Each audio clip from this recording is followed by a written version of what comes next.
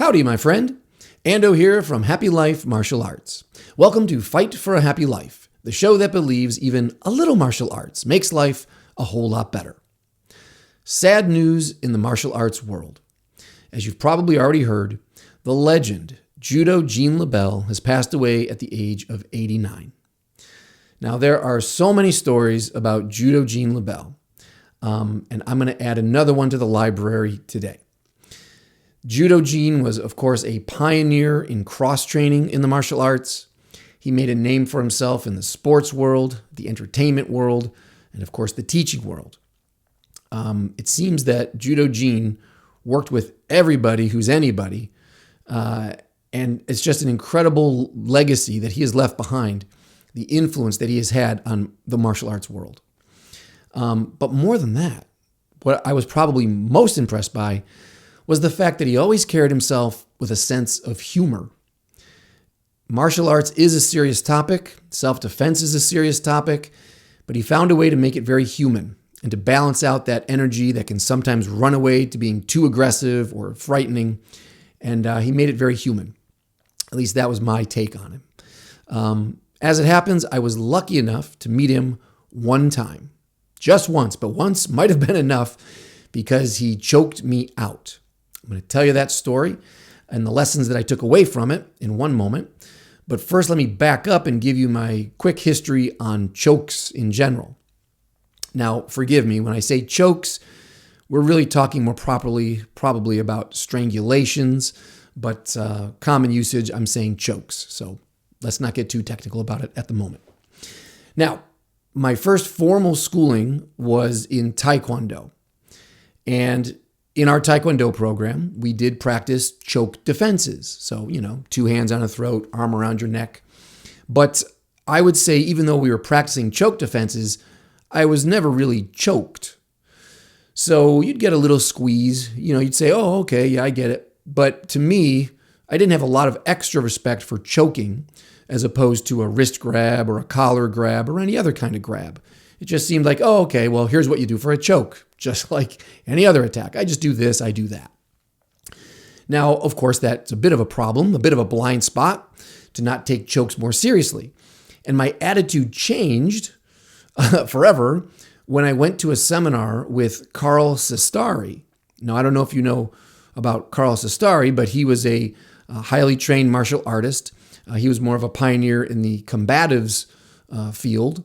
He popularized or brought back to life a lot of the teachings from World War II, the work of people like Fairbairn and Applegate. And so he came in with a really practical, tough-edged type of training. Now, I was still a young Taekwondo belt at the time, and I didn't know what I was looking at here. I just knew this guy's tough. And at one point during the seminar, he was in a mount position on the ground, and he put a choke on a guy. And to my ignorant eyes, I thought, well, the guy's hands are both free. His legs are both free. I've seen Taekwondo. We've done choke defenses. Surely that guy can get out of there.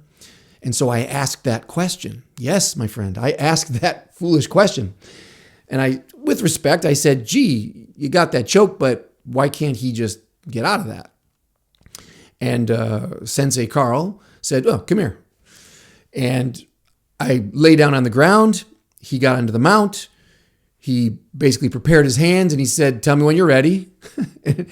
And then you can do whatever you want. As soon as you feel the choke, you do whatever you want. And I said, okay, go. And I kid you not, what happened was, I think I've told this story before, my arms not only did not click into some automatic choke defense, my body actually extended. To my horror, my arms shot out and my legs shot out because he put that choke on and it felt more like a punch to the throat than a choke.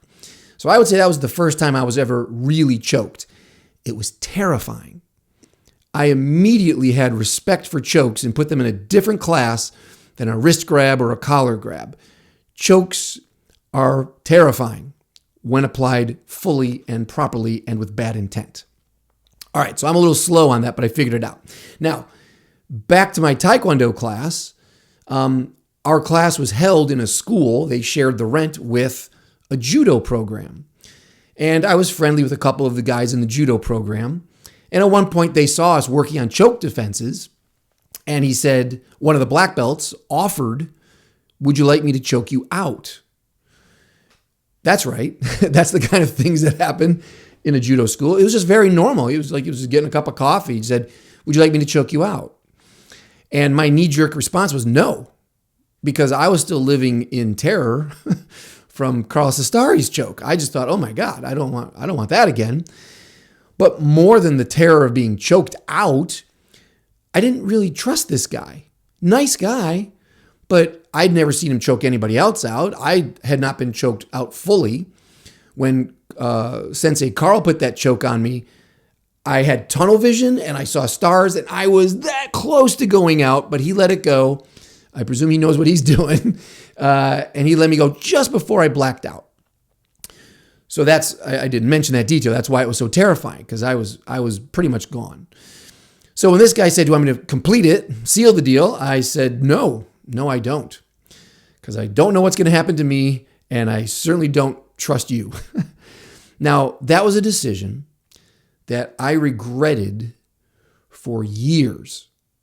For years, even though I was still learning other self-defense styles and still working through choke defenses, I always had that nagging voice in my head saying, you should have gotten choked out.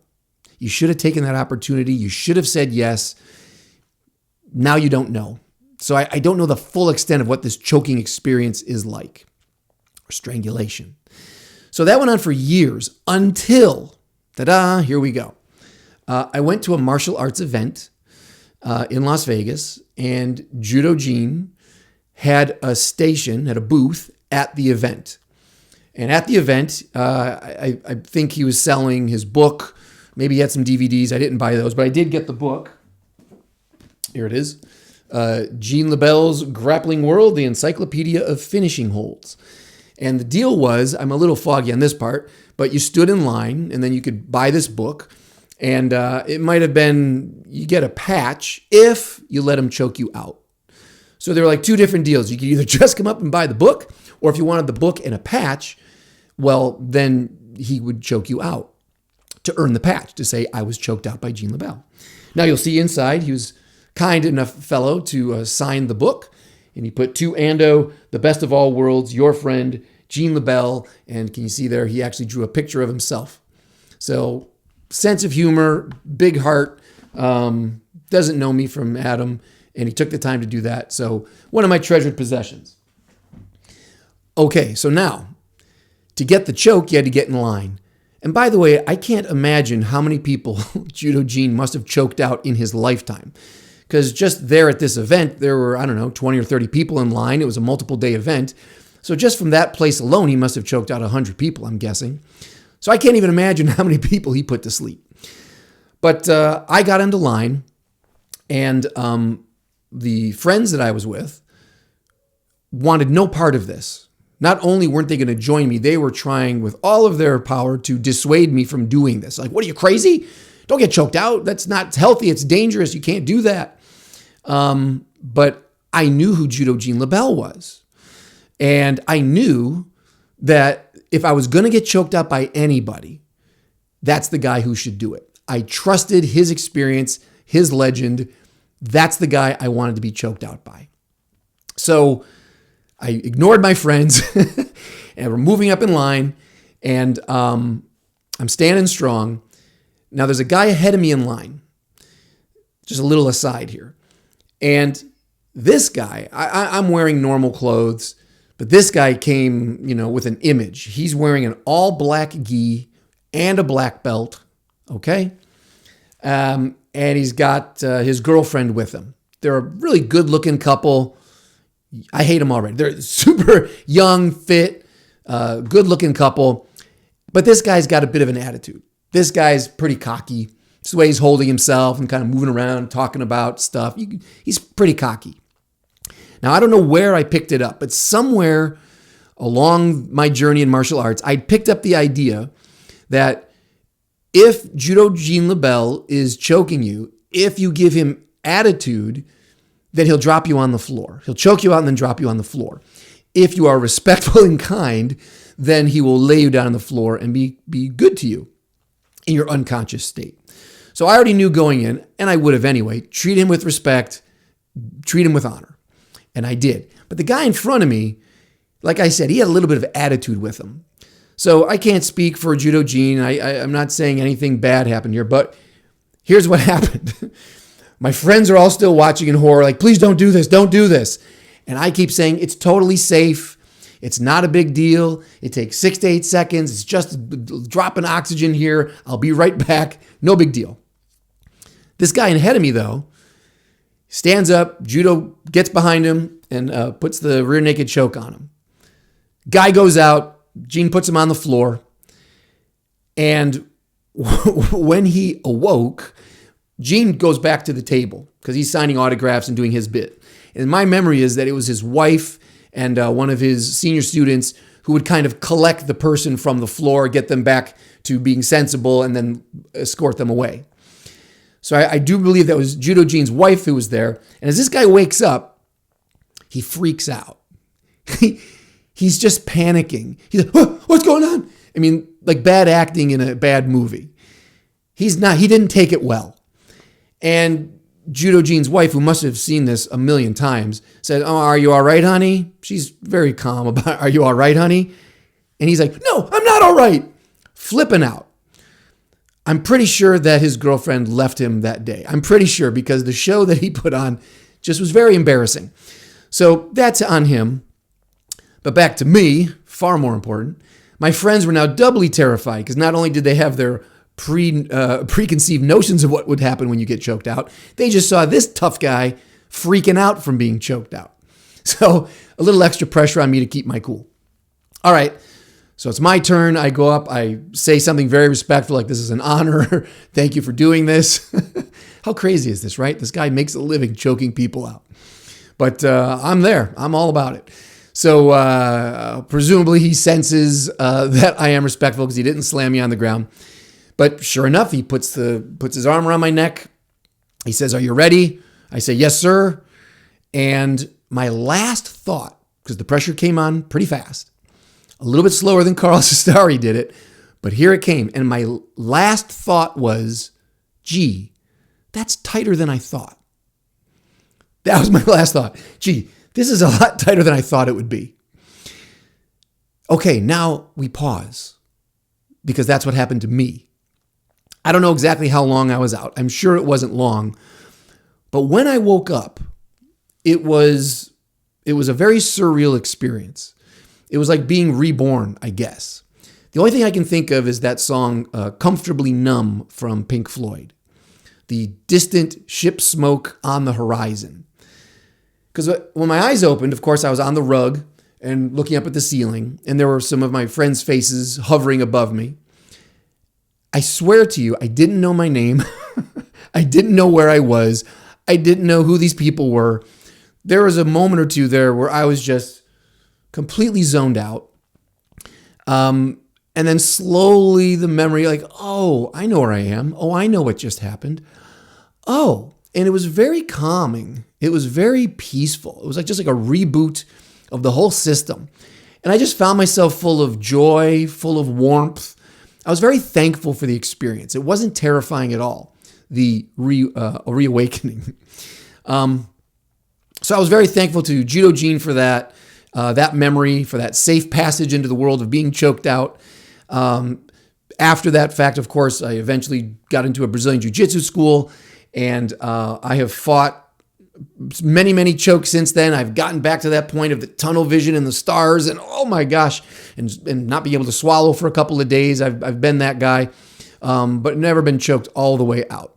So Judo Gene is still my benchmark for chokes. Now, the lessons that I took away from that event. 3 quick lessons. Number 1, if you're in martial arts, whether you're a student or a teacher, respect the attack. I don't care what you're practicing. If it is wrist grabs or punches or kicks, or you're working with knives and sticks, whatever it is that you're doing, please never, ever forget that these are movements designed to hurt, maim, and kill people. Justified or not, that's what's going on. This is one of the reasons why I'm not telling school owners how to run their business, but when I had the opportunity to be one of the guys throwing a birthday party in a martial arts school, and you see other people using samurai swords to cut cakes, that's not me. I absolutely am against that. I don't like the intermingling of weapons and humor. Not like that. I said before, Judo Gene always had a sense of humor about himself, his own character, or you could trash talk between students and other teachers. Okay. But to me, it always seemed very distasteful to take a sword, a killing weapon. The only reason that this is not for, harvesting bananas, this thing is not for churning butter. This thing was made to cut people apart, kill them, and to then use it to cut a child's birthday cake, call me a killjoy, say I'm a stick in the mud. It just seems wildly inappropriate. I also don't use guns to put peanut butter on bread. I don't think that's cool. But you do what you want. I'm not going to stop you. I'm just saying that's how I feel. So number one, respect weapons, respect bare-handed weapons. You're in martial arts. It's martial. That's warfare. Please always respect what you're doing. Even if you're not choking each other out and really hurting each other, even if you're doing light contact sparring, don't be giggling about some joke you heard. Don't talk about movies and TV. Honor the fact that what you're doing is rehearsing killing or being killed. It's just very important. Number two, second lesson. Judo Gene kind of inspired me to become a person of trust. Someone that you could trust. Someone who could inspire trust in others. Like I said, I had an opportunity from a nice guy who was a judo black belt years before to choke me out. But there was something missing that I just didn't trust him to do it. Judo Gene, for whatever reason, even though I had never met him before, but in learning about his history, knowing about his history, and seeing him that day and getting the vibe of what was going on, seeing how he was choking other people out, I trusted him. Maybe that's irrational. We're irrational beings sometimes. But it still gave me the idea that it would be so cool to live a life that would allow others to trust me with something as precious as their life, let alone telling me a secret, telling me something that's bothering them. Whatever it is, it would be so great if I could go around to anyone and say, may I choke you out? And have them say, oh yeah, sure. Let me put my coffee down. Sure, go ahead. I trust you. It's an interesting way to measure your character. If you're going around offering to choke out people and they say, absolutely not, never, not in a million years, you might want to look at how you're treating people. Be a person who can choke others out. Be like Judo Gene. Lesson number 3. Okay. Lesson number 3 is to make peace with death. Accept that death may just be a new beginning. This is a theme I've talked about before, so I won't belabor this. Specifically in episode number 24, I think it was called Facing Death. I talk more about this in depth, but let's not forget, again, it's martial arts. You are practicing, I think in a quality class, you are not forgetting that you are practicing death in its extreme form. I'm either trying to prevent you from killing me, or I'm in a situation where it would be justifiable to take your life. Of course, we trained, hopefully, so that we have so much control that we have options. So maybe even if it is justifiable to take a life, you don't have to. Maybe you choose just to damage their body so they can't fight you anymore. Maybe you find a way to get away from them. Maybe you find a way even to befriend them at some point in your life. We want that range of options, I think, if we're fully functioning human beings. But at its core, we're still talking about worst case scenarios. So you have this chance in your martial arts training to practice facing death, which is the ultimate failure, the ultimate loss. How do you handle that? How do you face it? When I was choked out by Judo Gene, I woke up in a state of joy, of warmth, of happiness. I had a really nice day after that. The guy ahead of me did not. He was tense. He was upset. He was flustered. His identity was shaken. He did not face that death well. And again, I can't speak for him. Maybe he was just having a bad day. But for you, give yourself these opportunities when you're training. When you lose, that's a chance to practice dealing with loss. When you fail, that's your chance to practice facing failure. How do you handle it? Do you get angry about it? Do you feel shame? Or do you see it as a learning experience? Can you even face failure with a smile? Because you know you have another chance. Obviously, death is death. Perhaps there is another beginning after death. But if you do wake up on this plane of existence, you got another shot. Waking up is, wow, I have another shot to get things right, to make things better. So treat every loss and every failure as a rebirth. Yes, don't get me wrong. I mean, sometimes that can sound a little too idealistic. Can you make everything better? Is life just this never-ending series of improvement if you keep a positive attitude? No, I don't think so. We're all different, right? Genetically, some of us are going to be predisposed to shutting down under stress more than other people. Then we have environmental concerns, where you're raised, how you're raised, who your role models were early on. Don't get me wrong. We all come into this world in that first 10 years or so with wildly different makeups. However, whatever your makeup is, I do believe that you can change. You can make it better. You can improve whatever your station is. And I know that only because I changed mine. I'm not perfect. I wasn't born perfect. But I know that before martial arts training, I definitely had a hotter temper. I was far less patient with people. I was far more critical of myself. I did feel shame more if I lost or wasn't number one. I was far more competitive for the wrong reasons, for unhealthy reasons. And I did take everything personally. A red light is personal. That insult is personal. You really meant that. A bad grade on a test, that teacher's out to get me. More paranoid. But martial arts really reset me because failure is part of that process. Losing is part of that process.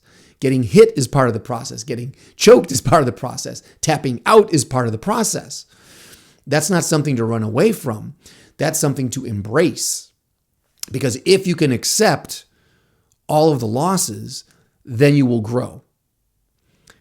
And that's my goal. And I presume it's yours. So please go into your training at class with your partners, never with an unhealthy competitive spirit. You're there to improve yourself. And you improve yourself every time you can look at that loss, look at that failure, and smile because you know you have another chance to make it right. And even training on your own. Yes, you could do push-ups until you conk out. You could try to hold a horse stance as long as you can and get to that point where you eventually your muscles fail and you collapse to the floor. Okay, those are physical examples. But let me repeat one little lesson from episode 24. I would also encourage you on your own to think negative. What'd you say? Aren't you Mr. Positivity? Well, sometimes. But it's also valuable to think negative. I mean specifically spending time with your scariest thoughts and meditating on your nightmares. That's something I said in the other episode. Spend time with your scariest thoughts and meditate on your nightmares. So, yes, should you visualize winning? You bet. That'll make your techniques better. Should you also visualize losing? Yes, because that will make your learning better. If you go around denying that anytime you lost was a fluke, I wasn't trying, he got lucky, you didn't learn something. So practice losing when it's not real, like anything else, like a kata. Like, how am I going to respond when I lose next time? How am I going to respond when I fail next time? How am I going to face it? So yeah, I mean, literally, if you're going to visualize getting out of a choke successfully, also spend a moment imagining what would happen if you didn't get out of that choke. How would your friends feel? How would your family feel? Maybe that'll remind you what you were fighting for in the first place. How would the world be different if you're not here? Spend time visualizing being knocked out. Visualize being jumped on by 4 or 5 guys and you can't win. You just accept the beatdown. You're going to have to heal now. Visualize being shot. Imagine being stabbed. And let those emotions come up. Let those feelings come up and reflect on them. You will learn so much about yourself by seeing how you respond to failure. Probably more than what you learn from when things are going great, when you're winning, when everything worked out. So that's my advice. Think negative. And that was that. I'm going to put that under my Judo LeBell chapter in my martial arts teaching handbook. He helped me learn that. By being choked out and going to the extreme of losing consciousness and being able to wake up again and keep going, a better person, a more knowledgeable person. I'll always be thankful for that. Now, am I telling you that you should go get someone to choke you out? I'm not here to recommend anything of that nature. Your journey is your journey. You may be able to intuit information better than I can. You may have already had close calls in other areas of your life where you don't specifically need that. I'm just saying that choke helped me learn about myself and learn about the world. So that's the big lesson that I wanted to leave you with today. Again, a bow to Judo Gene wherever he is today. Let's not forget that losing is the path to winning, that failing is the path to succeeding. And if you can find that balance between thinking positive and thinking negative, you'll be the best prepared to lead a happy life. Okay, time to practice. I hope you're looking forward to your next death, and I hope you're really looking forward to your next rebirth. Until next time, smiles up, my friend. Let that smile be your shield and your sword. Keep fighting for a happy life.